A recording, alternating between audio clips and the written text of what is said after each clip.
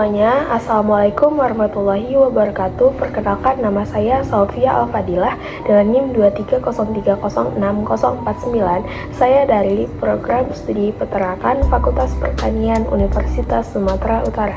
Pada video kali ini, saya akan menjelaskan yaitu bagian-bagian dari organ reproduksi jantan pada unggas serta organ reproduksi betina pada unggas, dan juga saya akan menjelaskan bagaimana terjadinya pembentukan telur pada unggas yang merupakan materi dari mata kuliah produksi ternak unggas yang diampu oleh dosen Ibu Tati Vidyadasari SPT MPIPM. Oke, yang pertama itu saya akan menggambarkan bagian yang pertama, organ reproduksi jantan pada unggas. Saya akan menggambarkan sketsa saya terlebih dahulu.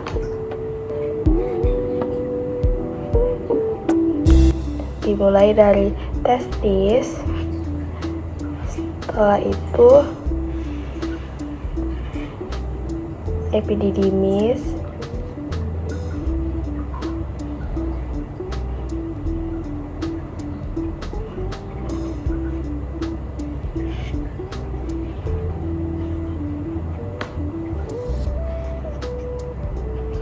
lanjut ke vas deferens, dan selanjutnya ada kloaka.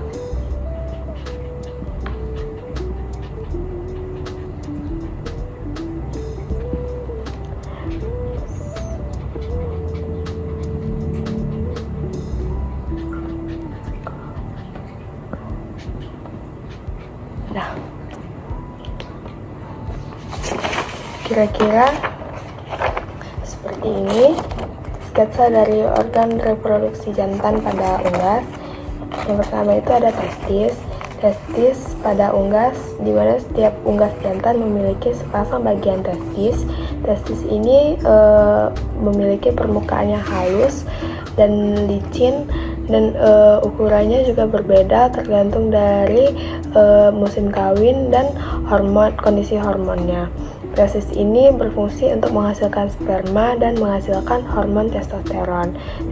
Testis ini merupakan organ utama yang terletak pada bagian dalam dan letaknya dekat dengan ginjal.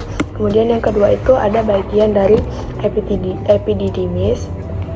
Ini bagian epididymis. Epididymis ini pun jumlahnya sama seperti testis, yaitu sepasang. Epididymis ini tempat yang melekat pada testis dan berfungsi untuk tempat sementara sperma sebelum dilanjutkannya ke vas deferens. Vas deferens ini merupakan organ yang menghubungkan organ yang menyalurkan sperma dari epididymis menuju ke kloaka. Kloaka ini merupakan tempat bermuaranya tiga saluran, yaitu saluran pencernaan, saluran ekskresi, dan saluran reproduksi. Pada unggas saat kawin, kloaka jantan ini akan ditempelkan pada kloaka betina yang dinamakan dengan proses kloakalis. Kemudian itu yang kedua, saya akan menggambarkan bagian dari organ reproduksi betina pada unggas. Saya akan menggambarkan sketsa saya terlebih dahulu.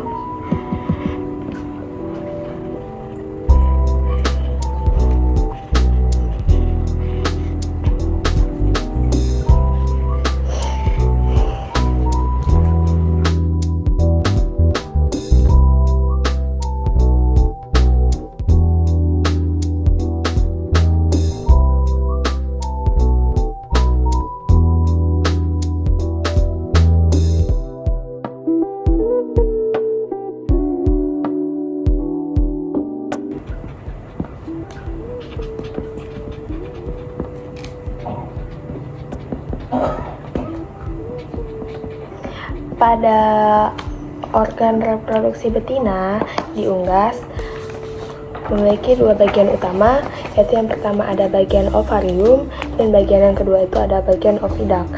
Pada unggas umumnya hanya ovarium sebelah kiri yang berfungsi karena sebelah kanan akan mengalami regresi. Bagian-bagian dari oviduct yaitu ada infundibulum, magnum, isthmus, uterus, serta vagina, dan yang terakhir ada bagian kloaka. Yang pertama itu bagian ovarium. Ovarium ini memiliki berbagai bentuk folikel dan berisi ovum. Ovarium sendiri berfungsi untuk menghasilkan ovum dan menghasilkan hormon reproduksi, yaitu hormon estrogen dan hormon progesteron. Kemudian yang kedua itu ada bagian infundibulum. Infundibulum ini berbentuk seperti corong dari oviduct, dan infundibulum ini berfungsi untuk menangkap sel telur dan tempat terjadinya fertilisasi jika ada sel sperma yang masuk. Setelah itu yang selanjutnya ada bagian namanya magnum. Magnum ini merupakan bagian terpanjang dari oviduct yang merupakan tempat terjadinya sekresi albumen atau putih telur, kemudian ditambahkan ke kuning telur. Setelah itu ada bagian dari isthmus. Isthmus ini merupakan bagian terkecil atau bagian tersempit dari oviduct, dan isthmus ini berperan untuk mensekresikan membran atau selaput telur, baik dari membran dalam maupun membran luar. Selanjutnya itu ada bagian uterus atau sel gland. Sel gland ini merupakan tempat untuk pembentukannya kerabang atau cangkang telur. Selanjutnya ada vagina. Vagina ini tempat yang membantu keluarnya telur untuk menuju ke kloaka. Kloaka ini merupakan tempat akhir terjadinya 3 saluran, yaitu saluran pencernaan, ekskresi, serta saluran reproduksi. Nah, selanjutnya setelah itu saya akan menjelaskan bagaimana dapat terjadinya pembentukan telur pada unggas, yang dimana dimulai dari proses yang dinamakan dengan ovulasi.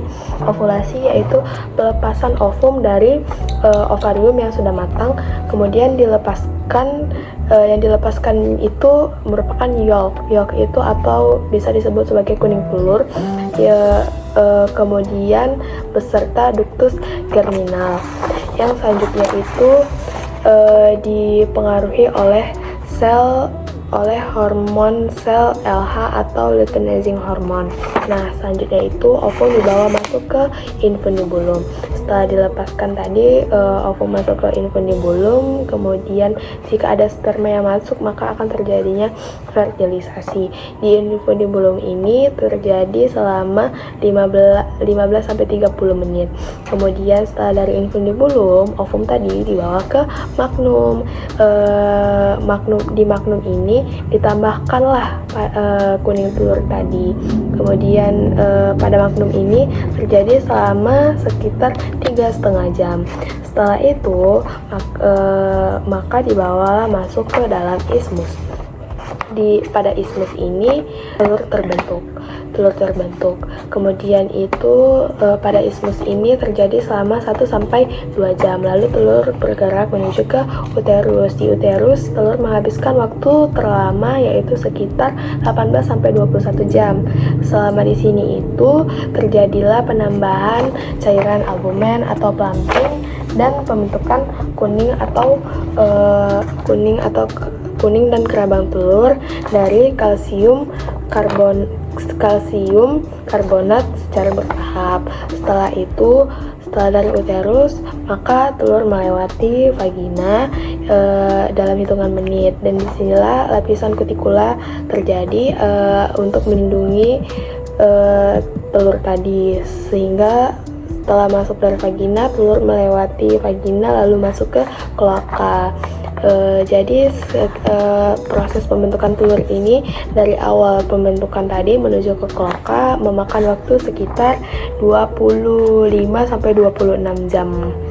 Baru telur bisa keluar dari reproduksi betina pada unggas. Demikianlah penjelasan dari saya, sekiranya akan bermanfaat, dan terima kasih atas perhatiannya. Assalamualaikum warahmatullahi wabarakatuh.